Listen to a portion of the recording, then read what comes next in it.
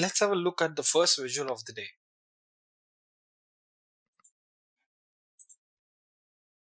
The first visual what we are going to look at is the bar and column stack charts.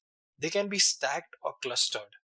When I say stacked, it's one above the other, and clustered is in groups like this. So where are they used? They are used usually to compare or find values at a frequency. It's more like what was an object or an entity doing at one instance versus the other instance. Object at one instance or the other instance. This is kind of a comparison what we would usually do. The another way of looking at it is you can stack them this line over this line. So there would be only one instance for an object or an entity rather than multiple. So you can group them next to each other or you can have one over the other. This is usually known to identify the counts or the maximum sale or to identify a trend. If you have a data which is based on probably calendar year, January to December, and for your business, you would like to identify what are the peaks and the troughs which you experience throughout the year based on the historical data or the present data. This will help you identify where do you put all the energy during which month, and you can prepare for the lean periods.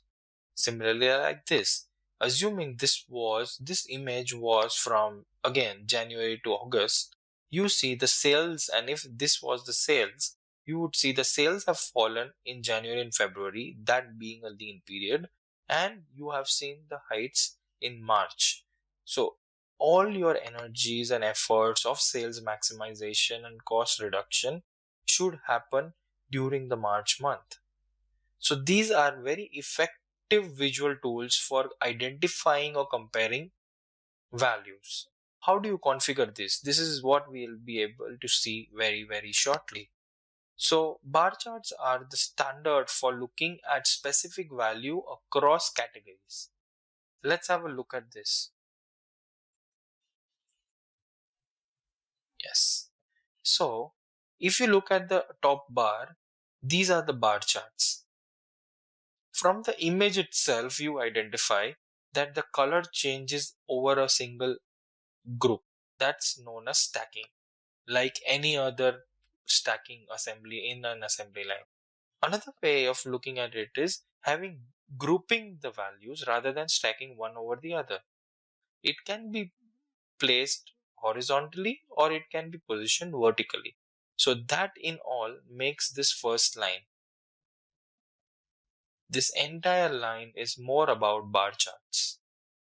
So let's, for example, take this chart. So it comes back with this value, right? Now, let's have a look at this. What are we seeing? We are seeing axis, legend, value, and tooltips. This is essentially what are the key properties for you to arrive at something. What we'll do is let's go into orders.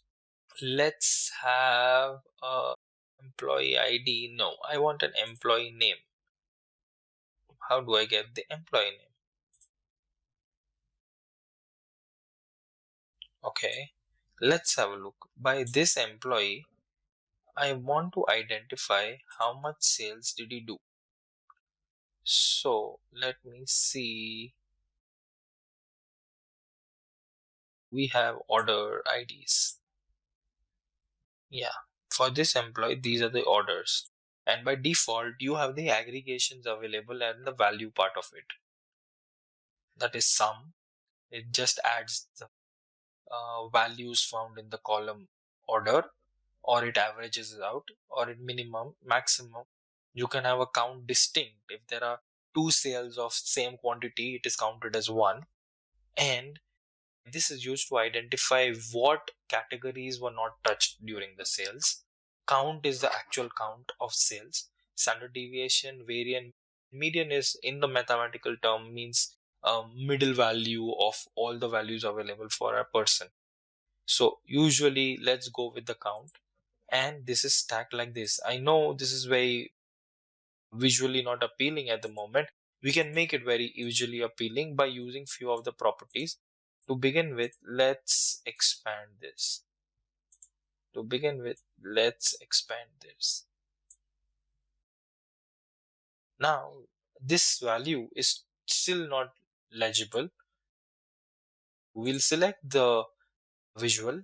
We'll go into its properties or the format option over here, and we'll try to increase, this is the y-axis, so we'll try to increase the font size. So the text size, instead of 8, I will make it 12. And see, you can also change the font type. I want to make it black, so that's available. Then you can also change the x-axis, and you can have a color code, something of this sort. In the bottom, you can increase the size of it to something like this, 12. Do you want solid lines, dashed lines? You can always have that values present. This data which is available over here is of different colors. So you can have certain colors for every value. For example, Margaret, default, we don't want to change the default color. We'll revert to where it was.